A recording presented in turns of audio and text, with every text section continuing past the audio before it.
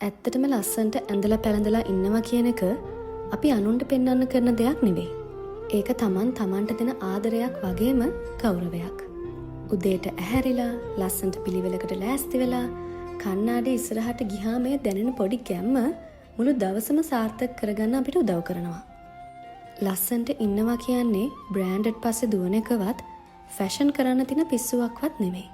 ඒක අපේ පර්සනැලිටි එකට ගැලපෙන විදිහට අපි හැඩ ගැහෙනවා කියන එක. අපි ලස්සන්ට ඉන්න හදනකොට අපේ සිතුවිලි තිබේටම ලස්සන වෙනවා. අනිත් අය අපේ පෙනුම ගැන මොනවා කිව්වත් තමන්ගේ පෙනුම ගැන තෘප්තිමත් නම් ඒකෙන් ලැබෙන ආත්ම විශ්වාසය වෙන කොහෙන්වත් ගන්න බෑ.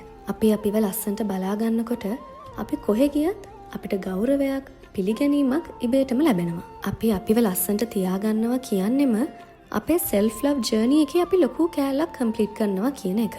මොකද අපි අපේ පෙනුම ගැන උනන්දු වෙනවා කියන්නේ අපි අපේ ජීවිතය ගැන උනන්දු වෙනවා කියන එක.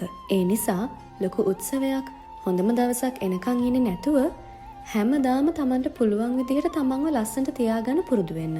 මොකද ඔයා ගැනම දකින ලස්සන රූපෙම තමයි ලෝකයටත් පේන්නේ. ලස්සනට ඇඳලා හිනාවකින් මුණ සරසගෙන ඉන්නකොට අපිට දැනෙන ඒ සැහැල්ලුව මුළු ජීවිතේම අපේ සුන්දර කරනවා.